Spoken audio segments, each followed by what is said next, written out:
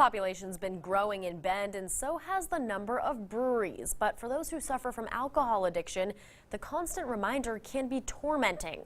Photojournalist Steve Kaufman and I looked into what it's like living with alcohol dependency in Beertown, USA.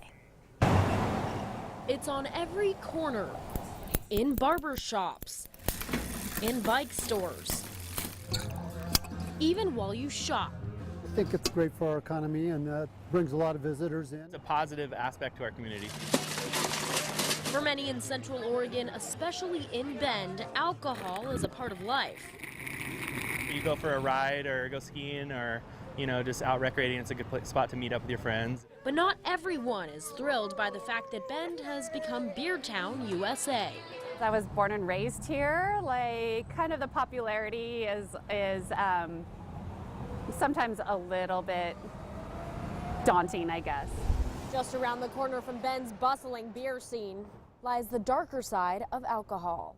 My bottom for me was sitting on the floor with a gun in my mouth, tasting the cold barrel, that taste of gunpowder. In 1994, Jeff Lake from Sisters spent a year in the sobriety program at Serenity Lane. 14 years sober. And life threw some curveballs, and I didn't stay close to the program, and then I've battled relapse the last several years. The traveling salesman found himself back in the inpatient program at the beginning of this year. I needed to be shut down from the world. At every function that happens in our community, there's some kind of alcohol that's supporting it. Serenity Lane focuses on helping those who struggle with alcohol addiction.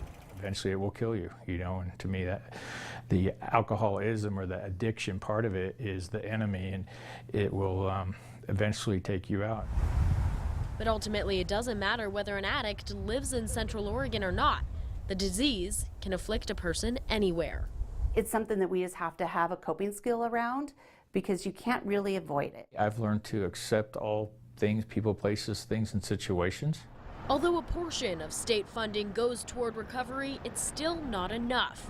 According to the Oregon Liquor Control Commission, the net state revenue for liquor and marijuana taxes for 2013 through 2015 was $435.5 million, with only about 4% of that allocated toward mental health, alcoholism, and drug services. What I found out from the state commission is that we do focus more on rehab than prevention. But due to budget cuts, the ability for more money to be put toward alcohol abuse is at a standstill.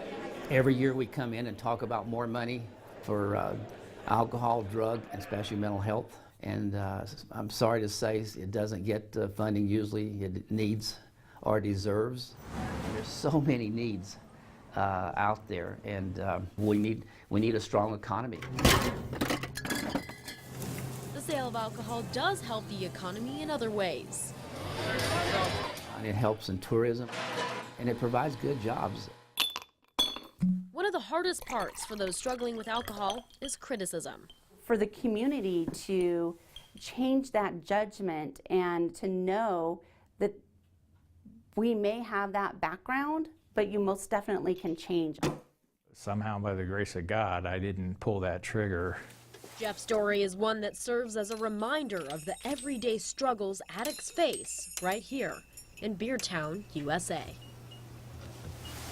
And with the legalization of marijuana, Serenity Lane has also been focusing their efforts on marijuana abuse. Joellen Billington tells us marijuana dependency is treated similarly to alcohol dependency. Last month, a new group started meeting. They're calling themselves Marijuana Anonymous. For more information on Serenity Lane, you can visit the online version of this story at ktvz.com.